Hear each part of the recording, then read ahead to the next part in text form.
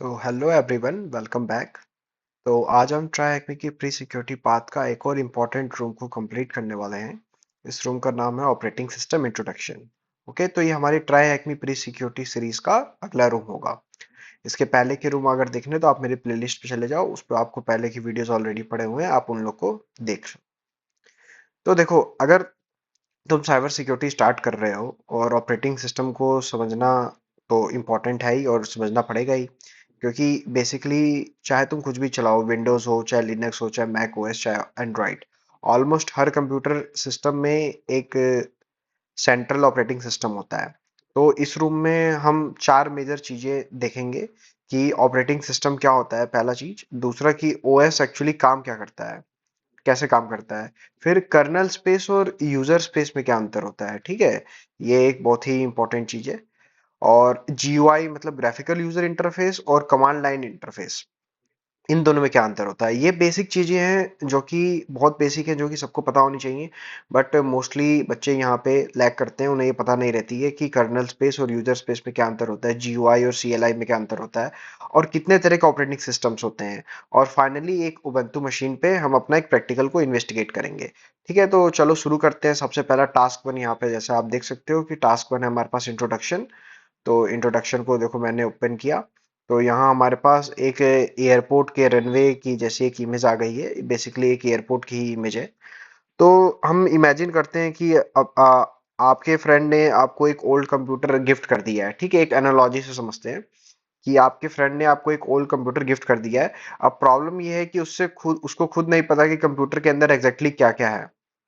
तो आपको system investigate करना पड़ेगा कि उस कंप्यूटर के अंदर जो ओएस इंस्टॉल है वो कौन सा है, उस कंप्यूटर के अंदर की जो मेमोरी है वो कौन सी है।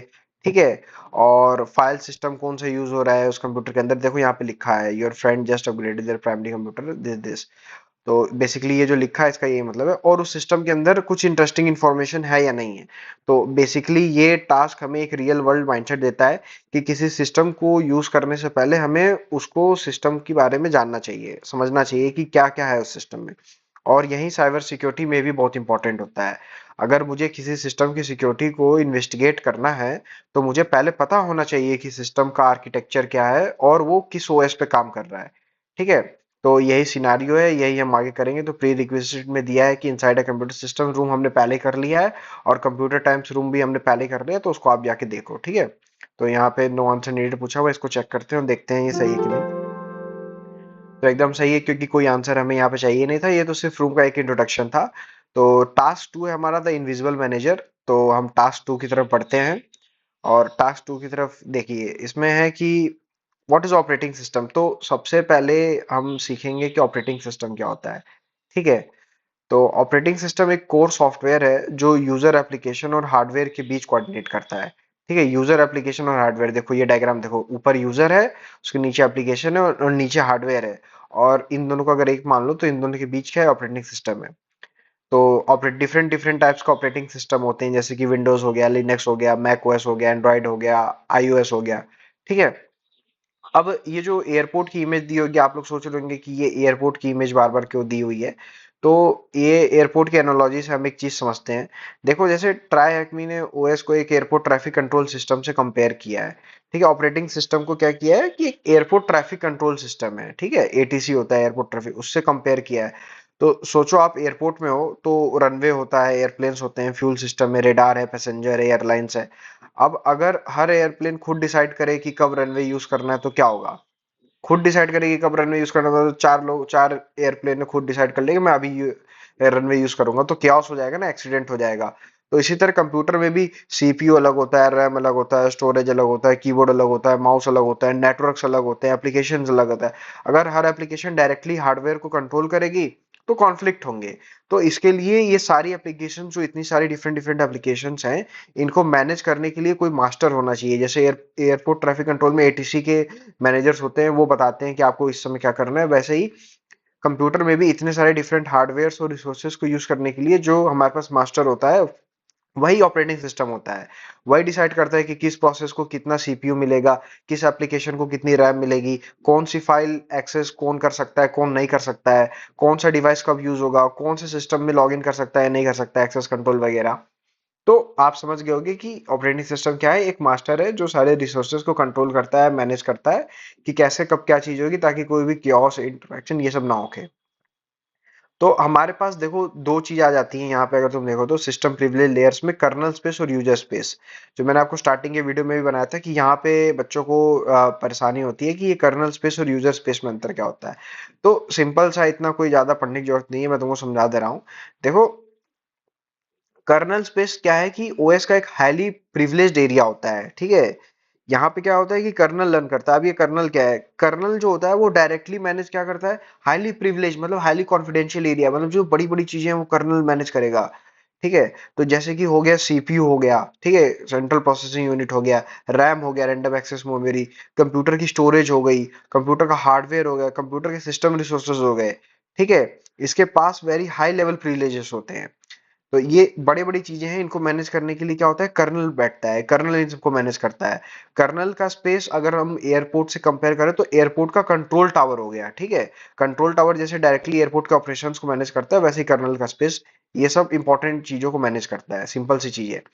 अब यूजर का स्पेस, नाम से ही देखो, नाम से यूजर का स्पेस है, तो जो यूजर जो मैनेज करता है मतलब जो नॉर्मल एप्लीकेशन रन होती है। अब यूजर क्या क्या मैनेज करता है, क्रोम तुम चला रहे हो, तुम फायरफॉक्स चला रहे हो, तुम स्पॉटिफाई चला रहे हो, कोई म्यूजिक प्लेयर चला रहे हो, या तुम कोई गेम खेल रहे हो, या कोई टेक्स्ट एडिटर यूज कर रहे हो। तो ये अब कर्नल थोड़ी ना करेगा, ये तुम यूजर हो, तुम खुद इसको एक्सेस करोगे, तुम खुद इसको यूज करोगे। तो ये सारी चीजें तुम एक्सेस करते हो, तुम यूज करते हो। तो एक ये यूजर स्पेस हो गया है। तो ये यूजर स्पेस और कर्नल स्पेस में यही अंतर है कि जो हाईली प्रिविलेज, कॉन्फिडेंशियल, सेंसिटिव और इंटीग्रेटेड चीजें हैं वो मैनेज करेगा कर्नल, जैसे OS, RAM, process, memory.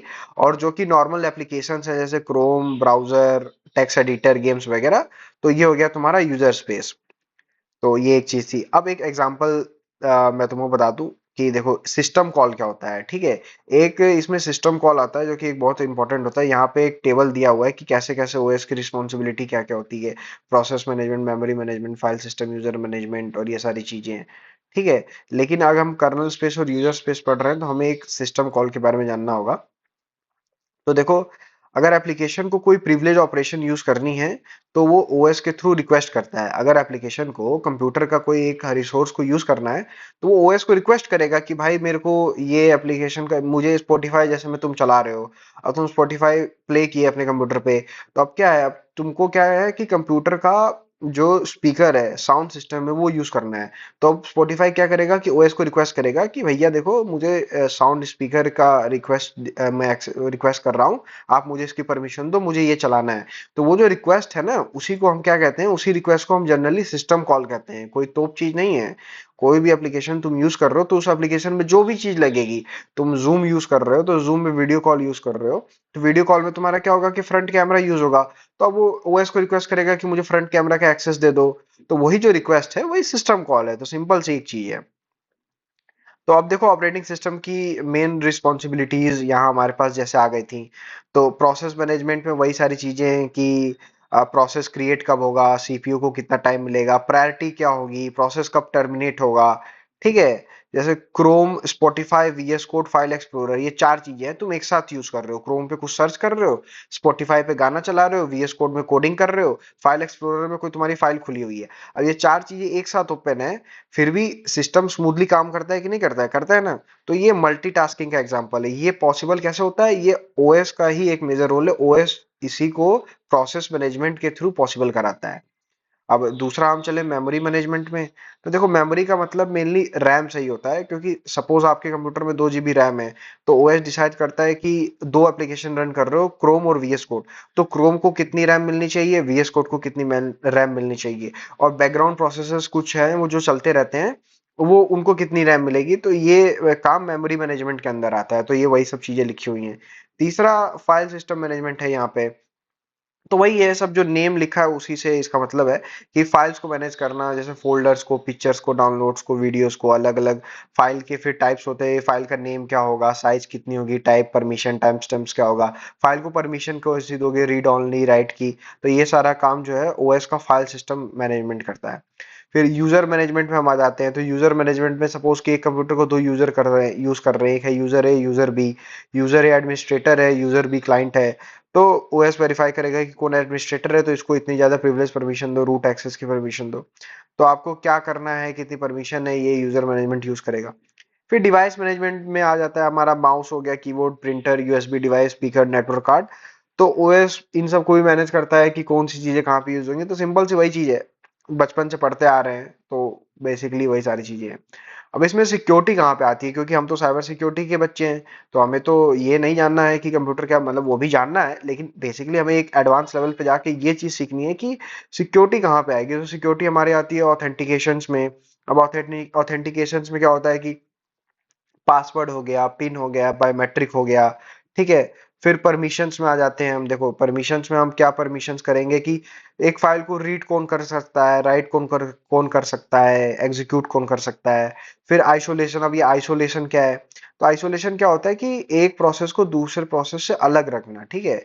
Kernel space और यूजर स्पेस को सेपरेट करना, मतलब एक प्रोसेस रन कर रही है तो उसको दूसरे से कोई मतलब नहीं होगा, दूसरा अपना इंडिपेंडेंटली रन कर रही है, तुम अपना इंडिपेंडेंटली रन कर रहे हो। तुम अपना क्रिकेट खेल रहे हो, तुम्हारा दोस्त बैडमिंटन खेल रहा है, तुम्हें उसके बैडमिंटन खेलने से कोई मतलब नहीं है, और तुम्हारे दोस्त को तुम्हारे क्रिकेट खेलने से कोई मतलब नहीं है, तुम इंडिपेंडेंटली अपना अपना काम कर रहे हो। और चौथा आ जाता है सिस्टम प्रोटेक्शन। तो सिस्टम प्रोटेक्शन क्या करता है कि safe guard critical system files settings from authorised changes and this that.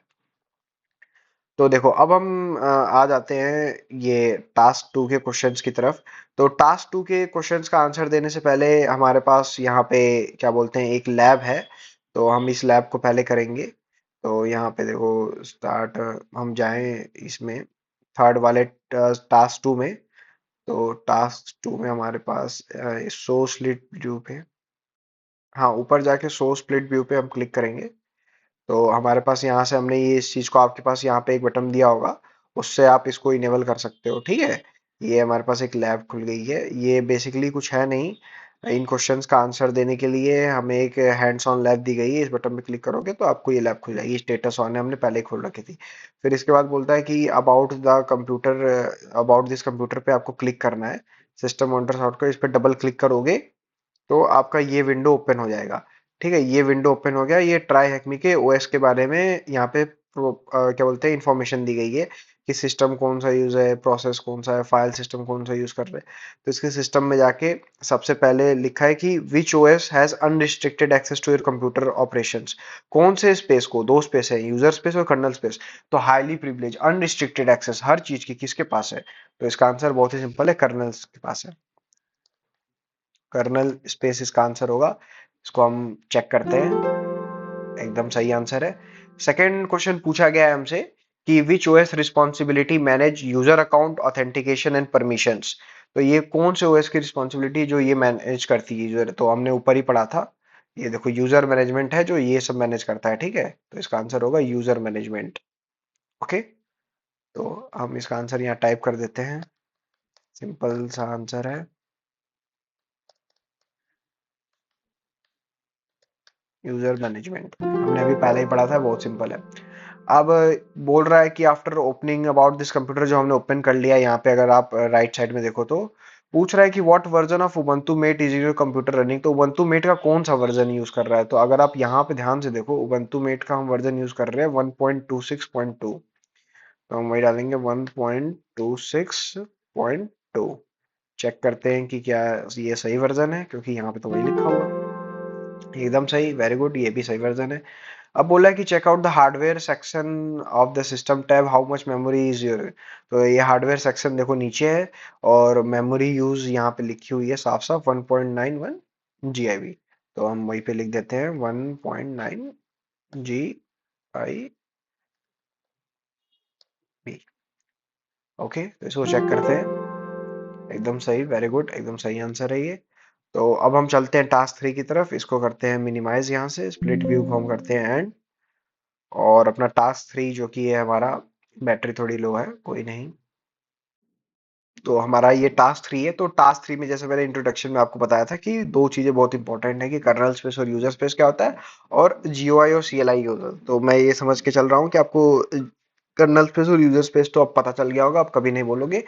तो इस टास्क में हम देखेंगे कि जीयूआई मतलब ग्राफिकल यूजर इंटरफेस और सीएलआई मतलब कमांड लाइन इंटरफेस में क्या अंतर है। तो इसको भी इतना कुछ पढ़ने की जरूरत नहीं है, मैं तुमको सिंपल से वर्ड्स में समझा दे रहा हूँ, ठीक है। नीचे एक एग्जांपल एक फोटो दी हुई है, आप इसको अगर ध्यान से देखो तो ग्राफिकल यूजर इंटरफेस में देखो ये क्या है, सब आइकन्स बने हैं, विंडोज हैं, मेन्यूज हैं, फोल्डर्स हैं, बटन्स हैं जगह जगह पे, ठीक है। तो जब आप इनका यूज करके किसी कंप्यूटर को ऑपरेट करते हो, ठीक है, तो वो एक हो गया कि आप एक ग्राफिकल यूजर इंटरफेस में हो, ठीक है। वही अगर सेकंड एग्जांपल में देखो तो ना ही आपको कोई क्या बोलता है आइकन मिलेगा, ना फोल्डर ना बटन, सिंपल से टेक्स्ट में लिखा हुआ है, ठीक है, कमांड्स लिखी हुई हैं, कुछ क्या बोलते हैं कोड्स हैं, ठीक है। तो सीएलआई में हम कंप्यूटर को कमांड्स में टाइप करते हैं, तो जैसे कि लिनक्स में एलएस कमांड हो गई, ठीक है। और वैसे ही तुम्हारा ये डायरेक्टरी को लिस्ट करने के लिए कमांड होती है। अनदर एग्जांपल अगर मैं दूं तो आपको एक सीडी डॉक्यूमेंट्स करके कमांड होती है, वो करंट डायरेक्टरी बता देती है आपकी।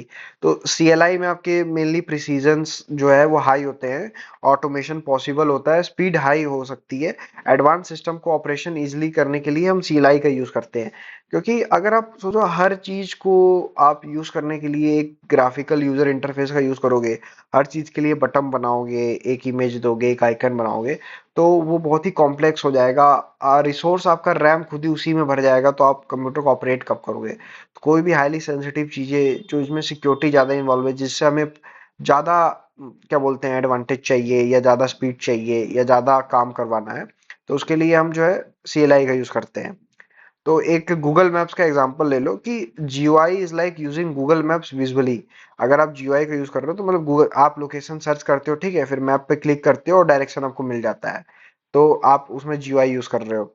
अब इसी मैप्स के एनालॉजी में अगर आप मैप्स पे क्लिक करते हो सीलाई में और एग्जैक्ट कोऑर्डिनेट्स को टाइप करते हो, ठीक है, ना कि उस मैप के ग्राफिकल यूजर ग्राफिक्स को टाइप करते हुए आप एग्जैक्ट कोऑर्डिनेट खुद टाइप करते हो उसके कीबोर्ड सेक्शन में जाके, तो वो एक सीएलआई की तरह हो गया। तो जीयूआई और सीएलआई में एक सिंपल सा डिफरेंस ये है कि एक जीयूआई जहां भी आप देखो तो क्लिक होगा, वहां पे विजुअल्स होंगे और बिगनर फ्रेंडली होगा। सीएलआई थोड़ा क्या होता है कि टाइप कमांड होता है, थोड़ा प्रिसाइज होता है, पावरफुल होता है, ऑटोमेशन फ्रेंडली होता है। एक साइबर सिक्योरिटी प्रोफेशनल्स को इवेंचुअली दोनों में कंफर्टेबल होना चाहिए। वैसे उसको सीएलआई का ज्यादा काम आएगा, बट उसको दोनों में कंफर्टेबल होना चाहिए। अगर वो विंडोज के लिए जा रहा है तो उसको जीयूआई में, और अगर वो लिनक्स के लिए जा रहा है तो उसको सीएलआई में कंफर्टेबल होना चाहिए। तो हमारे पास ऑपरेटिंग सिस्टम के लैंडस्केप्स हैं, जैसे डेस्कटॉप हो गया, server, mobile, embedded, virtual cloud. तो डेस्कटॉप के यूज प्राइमरी यूज केसेस क्या है कि ये पर्सनल कंप्यूटर्स के लिए यूज होते हैं, डेली वर्क हो गया, गेमिंग करनी है, थोड़ा सा कंटेंट क्रिएशन करना है, तो ये आपके normal day to day computers होते हैं आपके पास, जिसमें विंडोज मैक्स होता है, ठीक है। अब दूसरा होता है सर्वर। तो सर्वर ऑपरेटिंग सिस्टम क्या होता है, इसका पर्पस डिफरेंट होता है।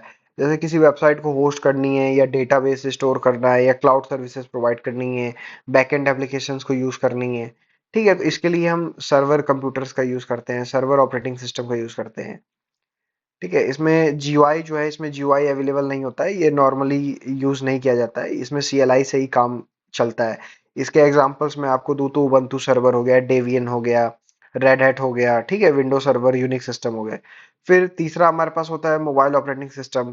तो स्मार्टफोन और टैबलेट्स के लिए हम इसी को यूज करते हैं, जिसमें दो बहुत पॉपुलर ऑपरेटिंग सिस्टम है, एंड्रॉयड और आईओएस। तो ये टच बेस होते हैं, ठीक है, पावर एफिशिएंसी होती है, हार्डवेयर इंटीग्रेशन होता है इनमें, ऐप सैंडबॉक्सिंग होती है। फिर चौथे पे हम जाते हैं तो एम्बेडेड ऑपरेटिंग सिस्टम। अब ये क्या होता है, तो एम्बेडेड मतलब किसी अप्लायंस के अंदर लगा दिया, मतलब कार के अंदर आपके लगा हुआ है कोई सिस्टम जो काम कर रहा है, तो उसमें कौन सा ऑपरेटिंग सिस्टम यूज हो रहा है, तो एम्बेडेड ऑपरेटिंग सिस्टम है। राउटर के अंदर, स्मार्ट टीवी के अंदर आपका काम करता है, आईओटी डिवाइसेस हो गए, स्मार्ट अप्लायंसेस हो गए। तो ये लाइट वेट अप्लायंसेस के लिए होते हैं, ठीक है, इनका लिमिटेड हार्डवेयर होता है, तो इनमें हम एम्बेडेड ऑपरेटिंग सिस्टम का यूज करते हैं।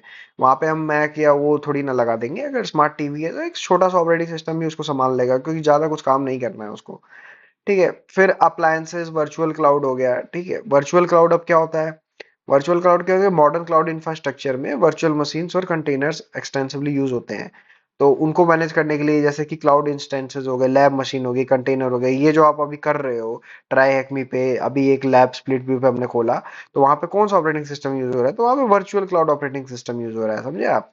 तो ये लाइट वेट होते हैं, ठीक है, स्केलेबल होते हैं, उनका रैपिड डिप्लॉयमेंट होता है, इसीलिए हम यहाँ पे इसको यूज कर पा रहे हैं। नहीं तो हम कोई यहाँ पे अगर हम डेस्कटॉप या सर्वर ऑपरेटिंग सिस्टम यूज करते तो आपको 2 घंटा लग जाता है लैब को खोलने में, पढ़ने में। तो that would be not be practical. That's why using virtually cloud operating system here. Real world operating system में वही है कि विंडोज हो गया, मैक विंडोज में विंडोज 10 है, विंडोज 11 चल रहा है, मैक ओएस पे सोनोमा 40, टाहो 26, लिनक्स का उबंटू है, डेबियन है, फेडोरा है। ठीक है, ये सारी चीजें हैं। सर्वर्स में विंडोज के सर्वर आते हैं जिसमें 2016, 19, 2025 लिनक्स के सर्वर्स का नाम है Ubuntu server, Debian, CentOS, Red Hat. Unix के सर्वर है आईबीएम, एआईएक्स, ओरेकल, सोलारिस। ये डिफरेंट डिफरेंट आप पढ़ लो, ये डे टू डे जो भी सर्वर अप टू डेट रहो इनसे, कि किस चीज में क्या सर्वर है, क्या चल रहा है एंड्रॉइड में, जैसे एंड्रॉइड 14 चल रहा है, आईओएस में iOS 86। एम्बेडेड आईओटी डिवाइसेस में आपका open W R T use होता है, Ubuntu core, Yocto project, free R two X. ये वर्चुअल क्लाउड्स में आपका Ubuntu L T S, Amazon Linux, Rocky Linux, एप्लाइन लिनक्स। तो ये सारी चीजें हैं। ये विंडोज का एग्जांपल है, Linux operating system, Apple, Android. तो ये सारी चीजें हैं, ठीक है। तो अब आप सोचोगे कि इतने सारे चीजें, वर्चुअल क्लाउड हो गया, एम्बेडेड हो गया, मोबाइल हो गया, सर्वर हो गया, डेस्कटॉप हो गया, ठीक है, why so many operating systems? इतने ऑपरेटिंग सिस्टम क्यों है भाई, हम क्यों एक ही नहीं यूज कर पा रहे हैं? तो एक ऑब्वियस क्वेश्चन आपके में आएगा कि एक ही ओएस सब जगह क्यों नहीं यूज कर लेते हैं? देखो, क्योंकि रिक्वायरमेंट्स अलग अलग होती हैं। लैपटॉप अगर आप यूज कर रहे हो तो आपका नीड क्या है कि एक यूजर फ्रेंडली जीयूआई हो, मल्टीटास्किंग हो जाए, हार्डवेयर का सपोर्ट मिल जाए। अगर आप सर्वर यूज कर रहे हो तो आपकी नीड क्या है? स्टेबिलिटी है, सिक्योरिटी है, हाई अप टाइम है, रिमोट मैनेजमेंट है। अगर आप एक मोबाइल यूज कर रहे हो तो आपका नीड है battery efficiency, touch support, hardware integration. Embedded device use कर रहे हो तो आपकी नीड अलग हो जाती है। वहां पे आपकी नीड है कि फुटप्रिंट स्मॉल हो, लिमिटेड रिसोर्स हो, स्पेसिफिक फंक्शनैलिटी हो।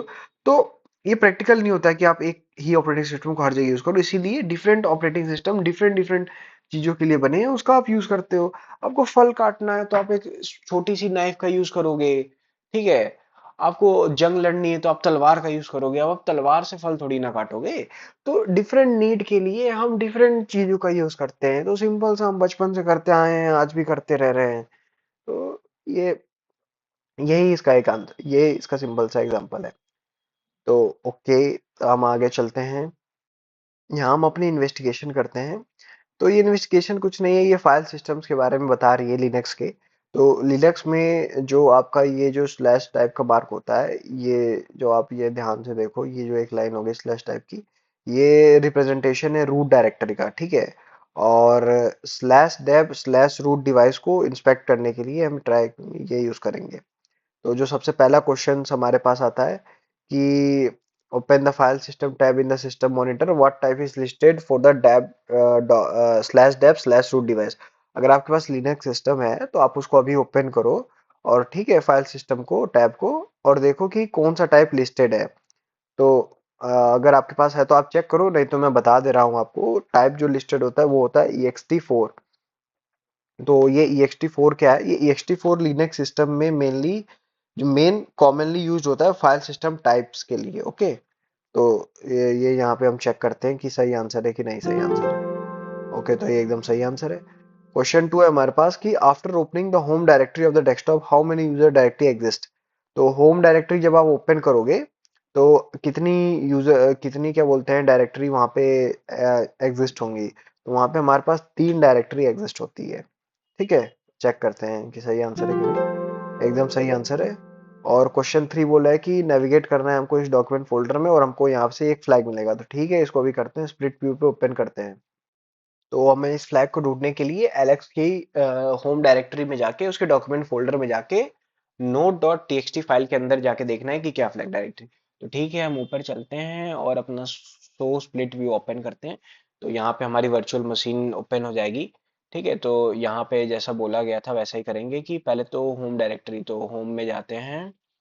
होम में हमारे पास सारी अलग अलग डायरेक्टरीज आ जाएगी। एक एलेक्स है, गेस्ट है, उबंटू है, 3 डायरेक्टरी। हमको किसका बोला गया है? एलेक्स की होम डायरेक्टरी में जाना है, तो एलेक्स की डायरेक्टरी ओपन करते हैं। तो एलेक्स की होम डायरेक्टरी में हम आ गए। इसके बाद हमको क्या करना है कि डॉक्यूमेंट फोल्डर ओपन करना है। तो यहाँ पे देखिए हमारे पास डेस्कटॉप डाउनलोड पिक्चर, ये रहा हमारे पास डॉक्यूमेंट फोल्डर। उसको हमने ओपन किया। इसके बाद बोला है कि what is the flag value contain in note dot T, तो नोट डॉट टी हमने ओपन किया और क्या वैल्यू है, वल्ला हमारे पास फ्लैग आ गया। तो द फ्लैग है हमारे पास टीएचमी। यहाँ से हम करते हैं फ्लैग को कॉपी। कौन करेगा टाइप, मैं तो नहीं करूंगा टाइप, मैं तो कॉपी पेस्ट ही करूंगा। आप भी कॉपी पेस्ट कर लो, तो देखो एकदम सही आंसर है ये। Great great. और ये जो पहले क्वेश्चंस थे इनका आंसर भी आपको यहीं से मिल जाएगा, अगर देखो आप इसको कट करते हो और बैक जाते हो तो, और एक और बैक चले जाओ, क्योंकि एलेक्स जब होम डायरेक्टरी हमने ओपन की तो पूछ रहा था कि होम डायरेक्टरी ओपन करने के बाद how many user directory exist. तो देखो एलेक्स, गेस्ट और उबंटू तो 3 डायरेक्टरी एग्जिस्ट करती है, तो ये उसी का आंसर है 3। ओके, तो चलिए आगे चलते हैं, इसको करते हैं यहाँ से मिनिमाइज। और हम आ गए हैं अपने कंक्लूजन पार्ट की तरफ। कंक्लूजन को करते हैं ओपन। तो कंक्लूजन पे हम आ गए, तो हमने आज क्या पढ़ा, हमने आज पढ़ा कि ऑपरेटिंग सिस्टम क्या होता है। हमने आज पढ़ा कि कर्नल स्पेस क्या होता है। ठीक है। हमने आज पढ़ा कि यूजर स्पेस क्या होता है। हमने आज पढ़ा कि प्रोसेस मैनेजमेंट क्या होता है। हमने आज पढ़ा कि मेमोरी मैनेजमेंट क्या होता है। फाइल सिस्टम क्या होते हैं, यूजर मैनेजमेंट क्या होता है, डिवाइस मैनेजमेंट, जीयूआई, सीएलआई। तो अगर ऊपर ऊपर से आपको मैं इनका रिव्यू दूं, तो ऑपरेटिंग सिस्टम एक हार्डवेयर है। ओएस जो है वो हार्डवेयर और एप्लीकेशंस के बीच का मैनेजर है। ठीक है। कर्नल स्पेस क्या है, वो हाईली प्रिविलेज इन्वायरमेंट का डायरेक्ट एक्सेस है उसके पास। यूजर स्पेस क्या है, नॉर्मल एप्लीकेशंस को यहाँ यूज किया जाता है।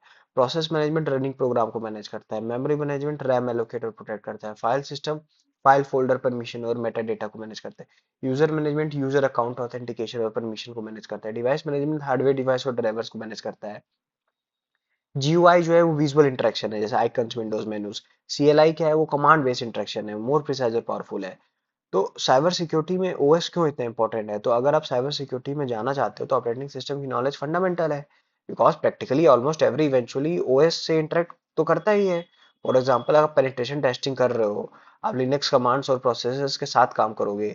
आप सॉक में हो तो आप ऑपरेटिंग सिस्टम के लॉग्स और प्रोसेसर्स को इन्वेस्टिगेट करोगे। आप मालवेयर एनालिसिस कर रहे हो तो आपको प्रोसेसेस, फाइल्स, मेमोरी और परमिशंस समझने होंगे।